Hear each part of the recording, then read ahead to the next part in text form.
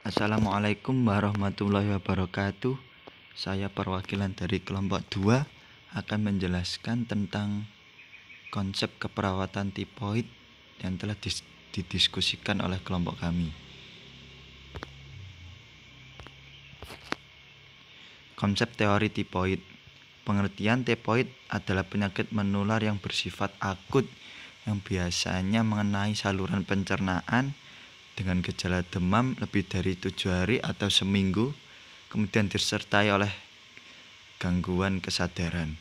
Kemudian etiologinya, menurut Rahmat Juwono pada tahun 2002 ialah 96% disebabkan oleh Salmonella typhi, Bacil gram negatif yang bergerak dengan bulu getar, tidak berspora, mempunyai sekurang-kurangnya 3 macam antigen, yaitu antigen O, somatik terdiri dari zat kompleks glipolisakarida, kemudian antigen flagella, kemudian antigen 6 dan protein membran hialin.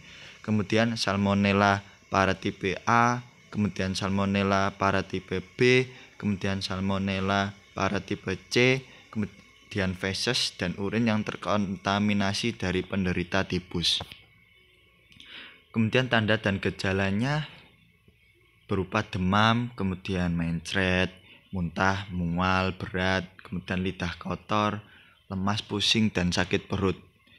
Dan ada tidur pasif. Manifestasi klinisnya juga ada demam, kemudian gangguan pada saluran pencernaan, kemudian gangguan kesadaran, kemudian relaps. Patofisiologisnya, penularan Salmonella dapat ditularkan dengan berbagai cara yang disebut dengan 5F, yaitu food, makanan, kemudian finger, jari tangan atau kuku, vomitus, muntah, kemudian fly, lalat, dan melalui feses. Penyebab utama demam pada tipoid. Kemudian endotoksemia berperan pada patogenesis tipoid, membantu proses inflamasi lokal pada usus halus. Demam juga disebabkan karena Salmonella typhi dan endotoksinya merangsang sintesis dan pelepasan zat pirogen oleh leukosit pada jaringan yang meradang. Kemudian pemeriksaan penunjang. Pemeriksaan penunjang pada klien dengan tipoid adalah pemeriksaan laboratorium yang terdiri dari pemeriksaan leukosit, kemudian pemeriksaan SGOT dan SGPT, kemudian biakan darah, teknik pemeriksaan laboratorium, waktu pengambilan darah, vaksinasi di masa lampau, kemudian pengobatan dengan obat antimikroba, kemudian uji Widal, kemudian faktor-faktor teknis. Penata laksanaannya perawatan, kemudian melakukan terapi seperti kloramfenikol, kemudian tiamfenikol, kemudian kortimoxazol, kemudian ampicillin dan amoxicillin, kemudian cefalosporin generasi ketiga seperti ceftriaxone, kemudian golongan fluoroquinolone, kemudian melakukan diet.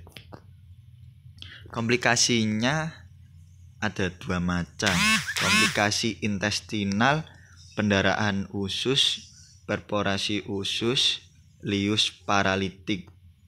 Komplikasi ekstraintestinalnya komplikasi kardiovaskuler, kemudian komplikasi darah, adanya komplikasi paru, komplikasi pada hepar dan kandung empedu, kemudian komplikasi ginjal, komplikasi pada tulang, dan kemudian komplikasi neuropsikiatrik.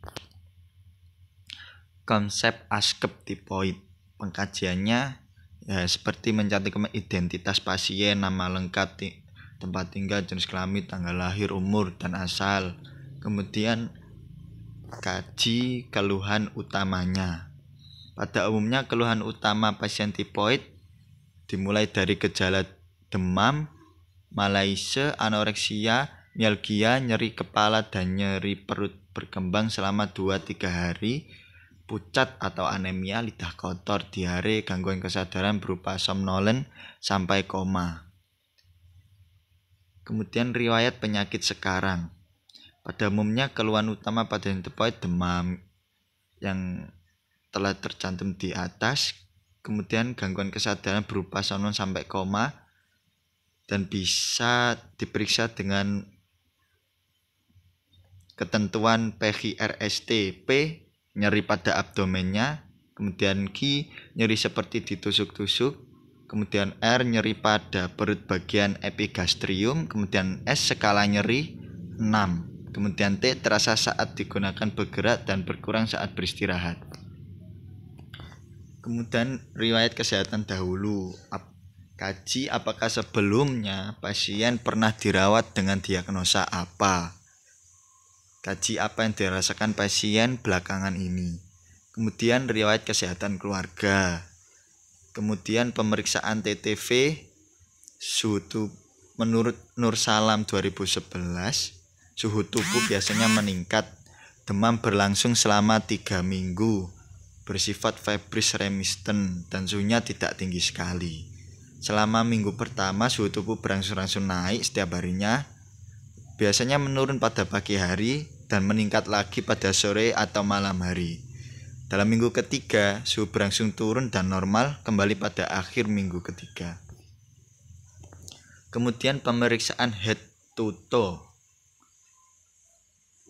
Diperiksa keadaan umum klien, kemudian pemeriksaan kepala dan muka, kemudian hidung, kemudian telinga, mata, kemudian mulut dan faring, kemudian leher, kemudian pemeriksaan toraks berupa pemeriksaan paru dan jantung, kemudian abdomen, kemudian integumen, kemudian anggota gerak atau ekstremitas, kemudian genitalia.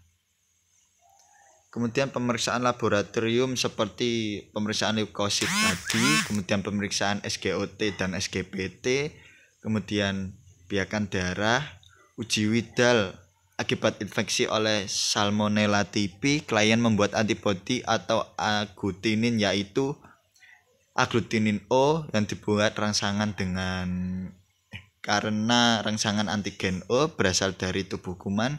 Kemudian agglutinin H dibuat karena rangsangan antigen H berasal dari flagel kuman. Kemudian agglutinin V yang dibuat karena rangsangan antigen V berasal dari simpai kuman. Ketiga agglutinin tersebut hanya agglutinin O dan H yang dapat digunakan untuk mendiagnosa. Kemudian pemeriksaan Tubex.